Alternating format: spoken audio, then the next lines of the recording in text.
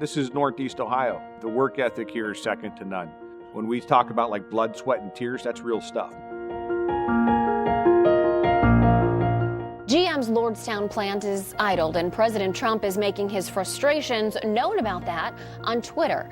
The president called out both the local union president and GM CEO in a tweet storm over the weekend. President Trump criticized UAW Local 1112 President David Green, telling him to get his act together and produce.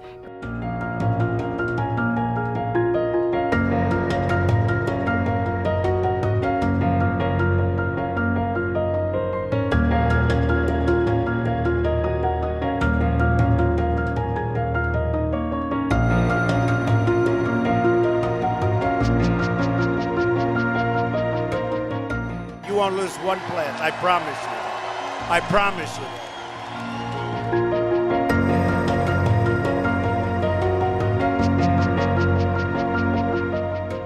Not long after this tax cut, General Motors announced that they're going to build the new Chevy Blazer in Mexico. They're building a new paint plant in Mexico. They're investing more in Mexico than they ever have because the GOP tax cut has incentivized companies to build products outside the border.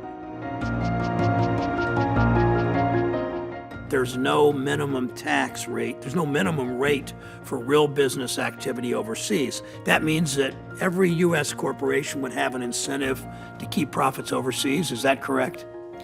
Yes, there's no tax on routine returns for companies operating U.S. companies operating overseas. So it really does incent those companies to keep their profits overseas, correct? Yes.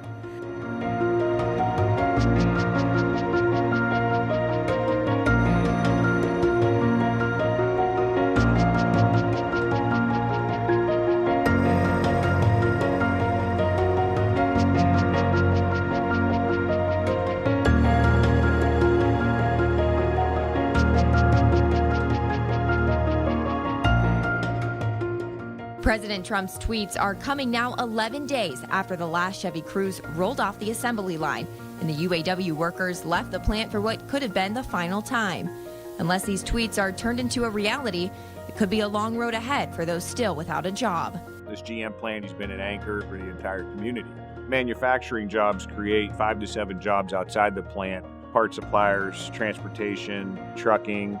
Those are just tier 1 suppliers. Then you've got folks who work at the barber shop, the grocery stores, people who work at the diner, and all that stuff builds up to support this industry. If this plant doesn't reopen, if we don't get future allocated product here, the rest of the infrastructure will fail.